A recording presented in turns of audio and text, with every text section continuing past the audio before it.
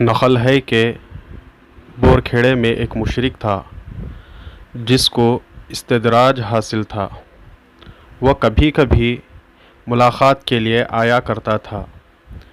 ایک روز دیکھا کہ دائرے میں ایک مرد کی رحلت ہو گئی ہے۔ تمام بھائی شاہ دلاور رضی اللہ عنہ کے حکم کے منتظر تھے۔ میاں ایک پہر تک باہر نہیں آئے۔ جب اس مشرک نے دیکھا کہ باہر نہیں آ رہے ہیں تو کہا، افسوس ہے اس مبتلائے عذاب آدمی کو اس مرد یعنی شاہ دلاور رضی اللہ عنہ کے سامنے عذاب ہو۔ وہ مشرک اپنے استدراج کی وجہ سے ایک شیر پر سوار ہو کر اور سام کا کوڑا بنا کر حضرت شاہ دلاور رضی اللہ عنہ کے سامنے آیا کرتا تھا۔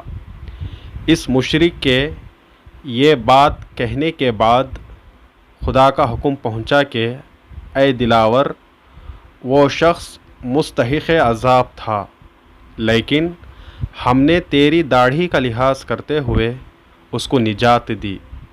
باہر جا اور اس کے دفن کی تیاری کا حکم دے اور اس کی نماز جنازہ پڑھ، اس کو ہم جنت میں پہنچائیں گے۔ والیان ولایت حصہ سوم صفحہ نمبر 88۔